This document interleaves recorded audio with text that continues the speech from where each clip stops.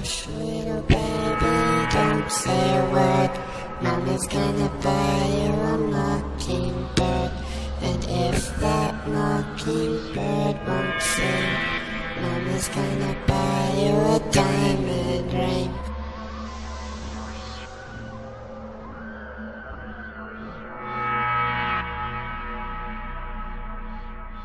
Welcome, my lovelies. This is Miss Murder with another tale of terror for you.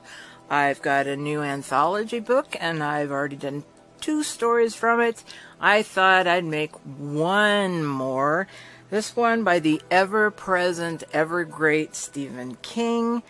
The anthology is called Sympathy for the Devil, Best Horror of the Year, Book 1, and the story is The Man in the Black Suit. I am now a very old man, and this is something which happened to me when I was very young, only 9 years old. It was 1914, the summer after my brother Dan died in the West Field, and 3 years before America got into World War I. I've never told anyone about what happened at the fork in the stream that day, and I never will, at least not with my mouth. I've decided to write it down, though, in this book, which I will leave on the table beside my bed. I can't write long because my hand shakes so these days, and I have next to no strength, but I don't think it will take long. Later, someone may find what I've written. That seems pretty likely to me, as it is pretty much human nature to look in a bookmarked diary after its owner has passed along. So yes, my words will probably be read. A better question is whether or not anyone will believe them. Almost certainly not, but that doesn't matter. It's not belief I'm interested in, but freedom. Writing can give that, I've found. For 20 years I wrote a column called Long Ago and Far Away for the Castle Rock Call, and I know that sometimes it works that way. What you write down sometimes leaves you forever, like old photographs left in the bright sun, fading to nothing but white. I pray for that sort of release. A man in his 90s should be well past the terrors of childhood, but as my infirmities slowly creep up on me like waves, licking closer and closer to some indifferently built castle of sand, that terrible face grows clearer and clearer in my mind's eye. It glows like a dark star in the constellations of my childhood. What I might have done yesterday, who I might have seen here in my room at the nursing home, what I might have said to them or they to me, those things are gone. But the face of the man in the black suit grows ever clearer, ever closer, and I remember every word he said. I don't want to think of him, but I can't help it. And sometimes at night my old heart beats so hard and so fast, I think it'll tear itself right out of my chest. So I uncap my fountain pen and force my trembling old hand to write this pointless anecdote in the diary one of my great-grandchildren, I can't remember her name for sure, or at least not right now, but I know it starts with an S, gave to me last Christmas, and which I have never written in till now. Now I will write in it. I will write the story of how I met the man in the black suit on the bank of Castle Stream one afternoon in the summer of 1914. The town of Mawton was a different world in those days, more different than I could ever tell you. That was a world without airplanes droning overhead, a world almost without cars and trucks, a world where the skies were not cut into lanes and slices by overhead power lines. There was not a single paved road in the whole town, and the business district consisted of nothing but Corson's General Store, Thutt's Livery and Hardware, and the Methodist Church at Christ Corner, the school, the town hall, and Harry's restaurant half a mile down from there, which my mother called with unfailing disdain the liquor house. Mostly, though, the difference was in how people lived, how apart they were. I'm not sure people born after the middle of the 20th century could quite credit that, although they might say they could, to be polite to old folks like me. There were no phones in western Maine back then, for one thing. First one wouldn't be installed for another 5 years. And by the time there was one in our house, I was 19 and going to college at the University of Maine in Rono. But that is only the roof of the thing. There was no doctor closer than Casco, and no more than a dozen houses in which you would call town.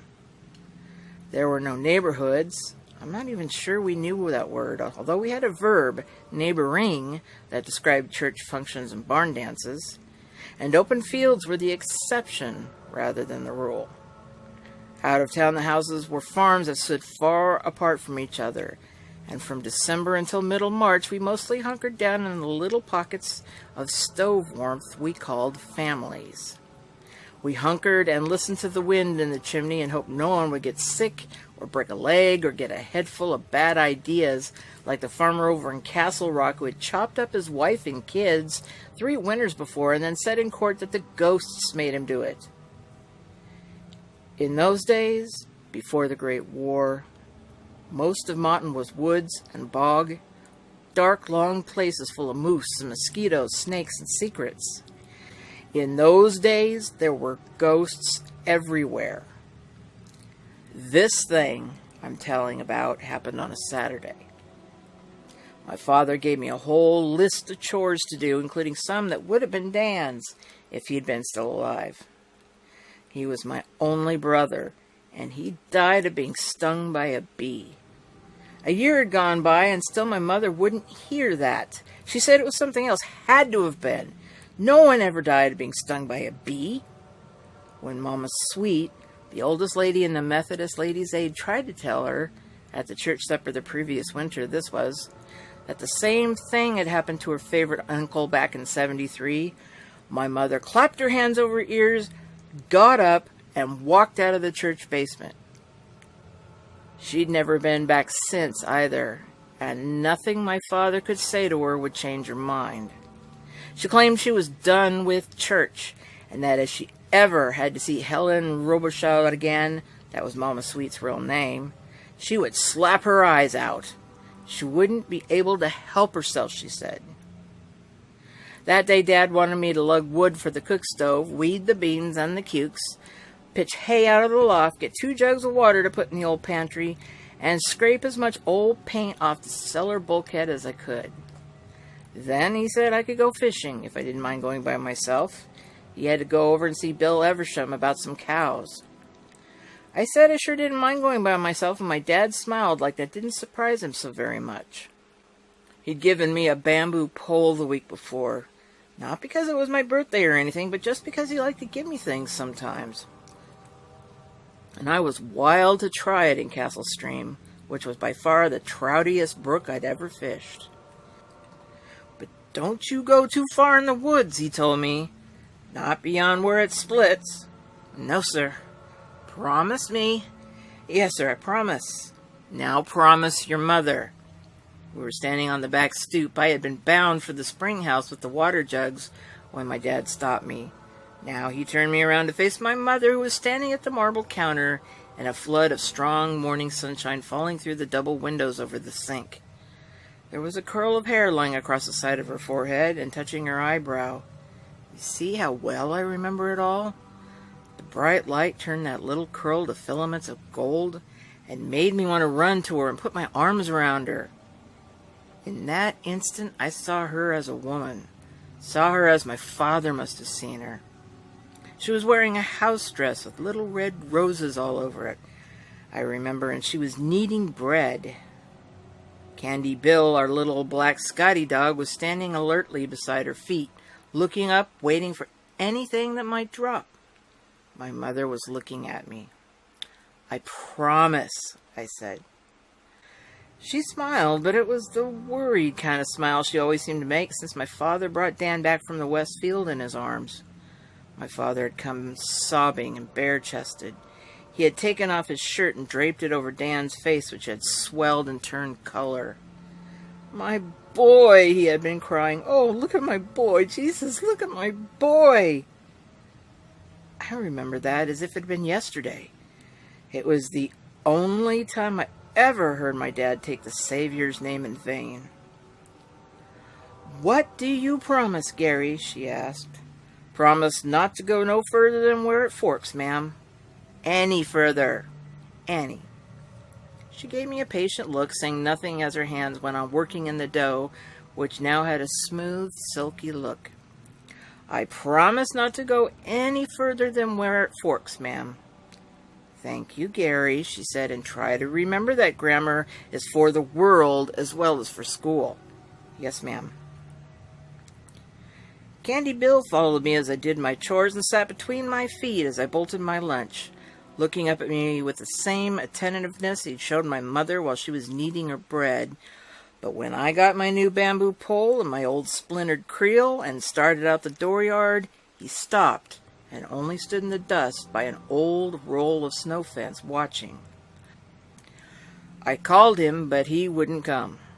He yapped a time or two as if telling me to come back, but that was all. "Stay then," I said, trying to sound as if I didn't care. I did, though, at least a little. Candy Bill always went fishing with me. My mother came to the door and looked out at me with her left hand held up to shade her eyes. I can see her that way still, and it's like looking at a photograph of someone who later became unhappy or died suddenly. "You mind your dad now, Gary." "Yes, ma'am, I will." She waved. I waved too. Then I turned my back on her and walked away. The sun beat down on my neck, hard and hot for the first quarter mile or so. But then I entered the woods where double shadow fell over the road, and it was cool and fur-smelling, and you could hear the wind hissing through the deep-needled groves. I walked with my pole on my shoulder like boys did back then, holding my creel in my other hand like a valise or a salesman's sample case. About 2 miles into the woods, along a road which was really nothing but a double rut with a grassy strip growing up the center hump, I began to hear the hurried, eager gossip of Castle Stream. I thought of trout with bright speckled backs and pure white bellies, and my heart went up in my chest. The stream flowed under a little wooden bridge, and the banks leading down to the water were steep and brushy. I worked my way down carefully, holding on where I could and digging my heels in. I went down out of summer and back into mid-spring, or so it felt. The cool rose gently off the water, and a green smell like moss. When I got to the edge of the water, I only stood there for a little while, breathing deep of that mossy smell and watching the dragonflies circle and the skitterbugs skate. Then farther down I saw a trout leap at a butterfly, a good brookie, maybe 14 inches long, and remembered I hadn't come here just to sightsee. I walked along the bank, following the current, and wet my line for the first time with the bridge still in sight upstream. Something jerked the tip of my pole down a time or two and ate half my worm, but he was too sly for my 9-year-old hands, or maybe just not hungry enough to be careless. So I went on. I stopped at 2 or 3 other places before I got to the place where Castle Stream forks, going southwest into Castle Rock and southeast into Cashwacomac Township, and at one of them I caught the biggest trout I ever caught in my life, a beauty that measured 19 inches from tip to tail on a little ruler I kept in my creel. That was a monster of a brook trout, even for those days. If I had accepted this gift enough for one day and gone back, I would not be writing now. And this is going to turn out longer than I thought it would. I see that already. But I didn't. Instead, I saw to my catch right then and there as my father had shown me, cleaning it, placing it on the dry grass at the bottom of the creel, then laying damp grass on top of it, and went on. I did not at age 9 think that catching a 19-inch brook trout was particularly remarkable, although I do remember being amazed that my line had not broken when I, netless as well as artless, had hauled it out and swung it toward me in a clumsy, tail-flapping arc. 10 minutes later I came to the place where the stream split in those days. It's long gone now. There's a settlement of duplex homes where Castle Stream once went its course, and a district grammar school as well.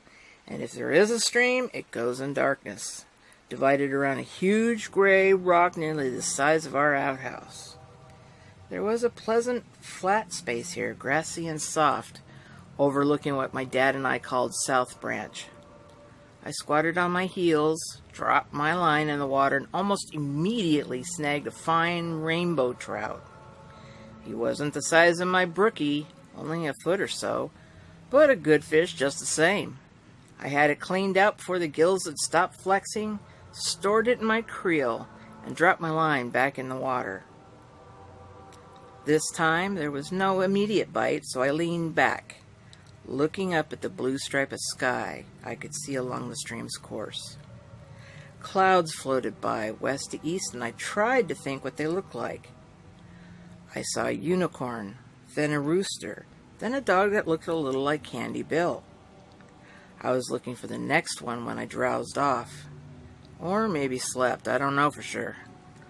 All I know is that a tug on my line so strong it almost pulled the bamboo pole out of my hand was what brought me back into the afternoon. I sat up, clutched the pole, and suddenly became aware that something was sitting on the tip of my nose. I crossed my eye and saw a bee. My heart seemed to fall dead in my chest, and for a horrible second, I was sure I was going to wet my pants.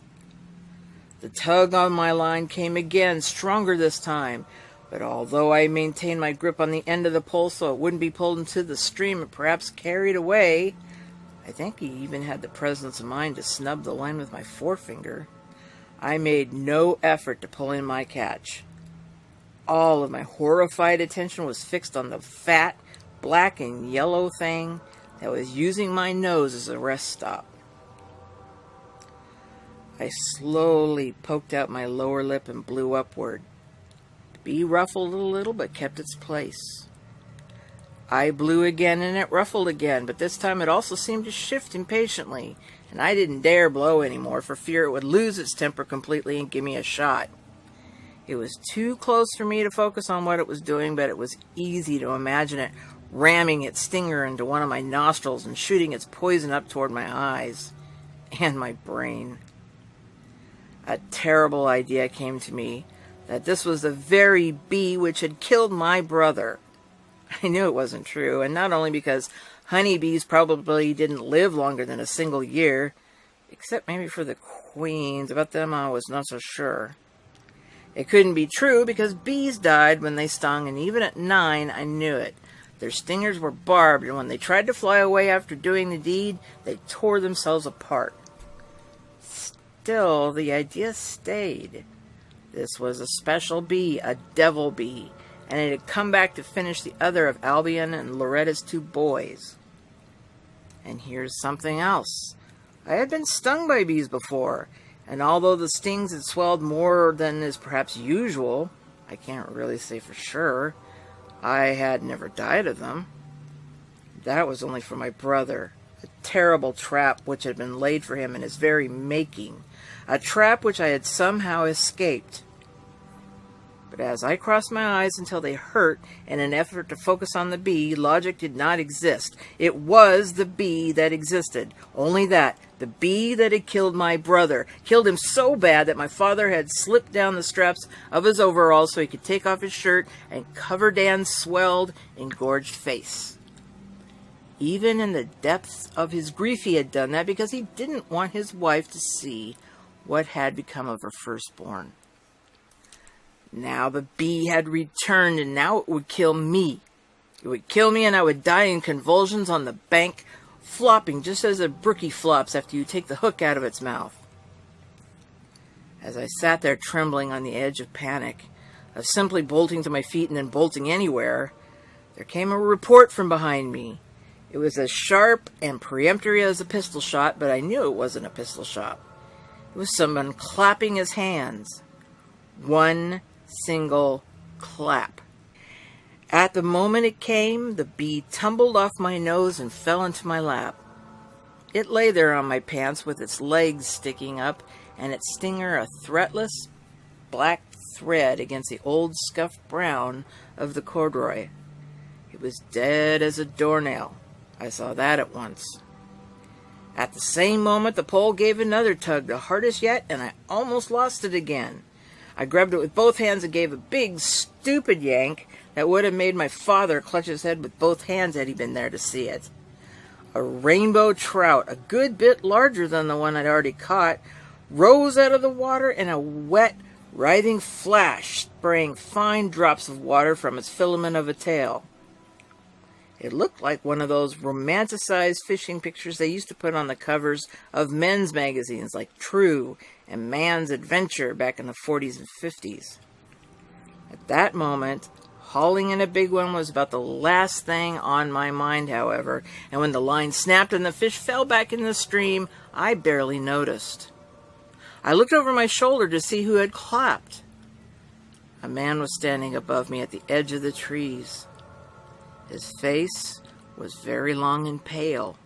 His black hair was combed tight against his skull and parted with rigorous care on the left side of his narrow head.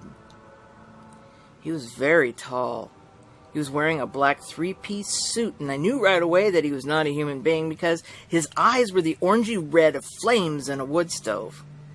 I don't just mean the irises, because he had no irises and no pupils, and certainly no whites. His eyes were completely orange, an orange that shifted and flickered. And it's really too late not to say exactly what I mean, isn't it? He was on fire inside, and his eyes were like the little isinglass portholes you sometimes see in stove doors. My bladder let go, and the scuffed brown the dead bee was lying on went a darker brown. I was hardly aware of what had happened, and I couldn't take my eyes off the man standing on the top of the bank and looking down at me, the man who had walked out of 30 miles of trackless western Maine woods in a fine black suit and narrow shoes of gleaming leather. I could see the watch chain looped across his vest, glittering in the summer sunshine. There was not so much as a single pine needle on him, and he was smiling at me. "Why, it's a Fisher boy!" he cried in a mellow, pleasing voice. "Imagine that! Are we well met, Fisher boy?" "Hello, sir," I said. The voice that came out of me did not tremble, but it didn't sound like my voice either. It sounded older, like Dan's voice maybe, or my father's even, and all I could think was that maybe he would let me go if I pretended not to see what he was. If I pretended I didn't see, there were flames glowing and dancing where his eyes should have been. "I've saved you a nasty sting, perhaps," he said. And then, to my horror, he came down the bank to where I sat with a dead bee in my wet lap and a bamboo fishing pole in my nerveless hands. His slick-soled city shoes should have slipped on the low grassy weeds which dress the steep bank, but they didn't. Nor did they leave tracks behind, I saw. Where his feet had touched, or seemed to touch, there was not a single broken twig, crushed leaf, or trampled shoe shape. Even before he reached me, I recognized the aroma baking up from the skin under the suit, the smell of burned matches, the smell of sulfur. The man in the black suit was the devil. He had walked out of the deep woods between Mawton and Kashwakamak, and now he was standing here beside me. From the corner of one eye, I could see a hand as pale as the hand of a store window dummy. The fingers were hideously long. He hunkered beside me on his hams, his knees popping just as the knees of any normal man might. But when he moved his hands so that they dangled between his knees, I saw that each of those long fingers ended in what was not a fingernail, but a long yellow claw. "You didn't answer my question, Fisher boy," he said in his mellow voice. It was, now that I think about it, like the voice of one of those radio announcers on the big band shows years later, the ones that would sell Geritol and Cerutan and Ovaltine and Dr. Gravo pipes. "Are we well met?" "Please don't hurt me," I whispered in a voice so low I could barely hear it. I was more afraid than I could ever write down, more afraid than I want to remember, but I do. It never even crossed my mind to hope I was having a dream, although I might have, I suppose, if I'd been older. But I wasn't older. I was 9, and I knew the truth when it squatted down on its hunkers beside me. I knew a hawk from a handsaw, as my father would have said. The man who had come out of the woods on that Saturday afternoon in midsummer was the devil, and inside the empty holes of his eyes, his brains were burning. "Oh, do I smell something?" he asked, as if he hadn't heard me, although I knew he had. "Do I smell something wet?" He leaned forward toward me with his nose stuck out, like someone who means to smell a flower, and I noticed an awful thing. As the shadow of his head traveled over the bank, the grass beneath it turned yellow and died. He lowered his head toward my pants and sniffed.